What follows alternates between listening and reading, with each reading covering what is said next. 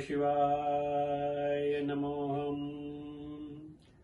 Om Namo Shivaya Namoham. Om Namo Shivaya Namoham. Namaste. Today I'm going to continue on my spiritual journey and tell you a little bit more about myself and my journey and what spirituality actually means to me in real life. But before I start on that, Pandit Jasraj Ji passed away a few days ago, last week in fact, an icon of Indian classical music, and I just want to pay my respects to him.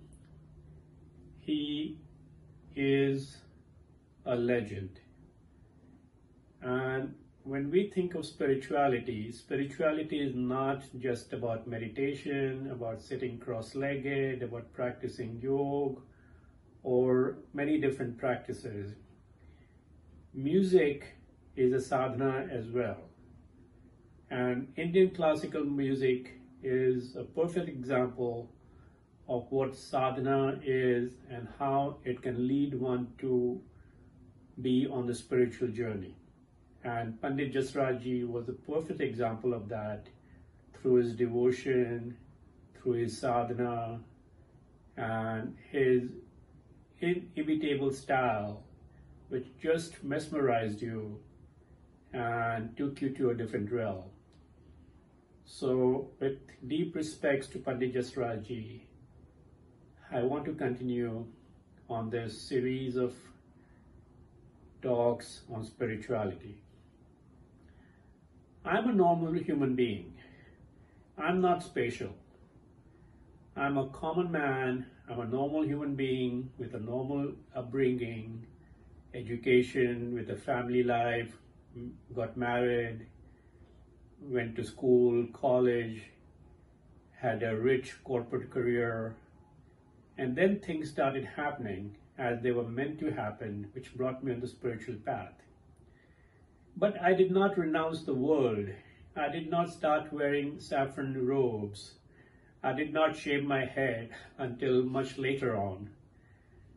The funny thing is that when I first quit my job and I started taking sabbaticals and I started traveling and I came back to India regularly and I was spending time with my mother, Ma thought that I was renouncing the world, because that's the impression most people in India have, that when you quit everything, you're taking what's called vanvas. You're renouncing everything. You're renouncing your family. You're renouncing the worldly affairs. And most likely you'll disappear in the mountains, in the Himalayas, doing your penance, doing your sadhana for the rest of your life. That was not me. I was too much of an Osho devotee. I was too much being in the deep understanding of Osho's teachings, where he said that life is a celebration. Life is not about giving up. Even if you are on the spiritual path, the key and the challenge is to be in this worldly existence with worldly matters, dealing with worldly affairs, while being on the spiritual path. And that's exactly what I believed in and what happened for me. I did not have to give up anything. I did not have to go and spend weeks and months and years in ashrams. I did not have to live an ascetic life. I did not have to renounce anything. I did not have to change my clothes, my eating habits, my practices, nothing. The key was to become more aware. As I've said always, and I've said in one of my earlier recordings, spirituality is about awareness. Spirituality is about living your life day to day, moment to moment, with full awareness, with full consciousness of who you are, where you are, what you are, and to be knowing what you're doing at every step of the way. It is a 24/7 process. There are no shortcuts in spirituality. You cannot go to a class and you cannot go to a classroom or a workshop for an hour or two or a few times and expect to be on the spiritual journey. It's the essence of life. It's the essence of your being itself. It is the breath. It is the pran. It is the chi. It is the ki. It imbibes everything within you, every step of the way, every activity, every moment, every breath, every pran is spirituality. And for that, you do not have to give up anything.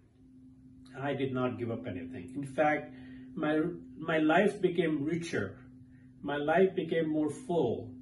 It became more exciting. It became more interesting because my eyes opened up. My vista, my spirits opened up. I became more aware. And as I am an avid traveler, and as I have said before, traveling opens up your eyes as nothing else does. There's no greater learning experience than traveling. Not all are fortunate enough to travel, to see the world, experience different cultures, different peoples, different geographical locations, and learn from all of these experiences as I have. To date, I have been to over 110 countries in every continent, and I am the richer for that. I have expanded and learned so much from those travels that it has taken me further and further along on my spiritual journey. Because the spirit resides in every corner of the world, in every heart, in every being, in every human being. And some of the wonderful spiritual experiences I have had have been on my travels. That will be the topic for another video at a later stage. But the point I'm trying to make today is that one does not have to have a rigid practice. One does not have to have a rigid routine to be on the spiritual path.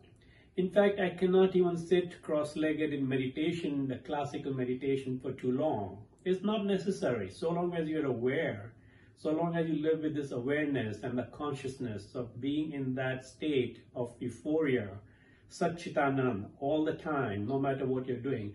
You don't need to sit cross-legged for half an hour, 1 hour, 2 hours. You should be in that dhyan awareness all the time, doing whatever you're doing.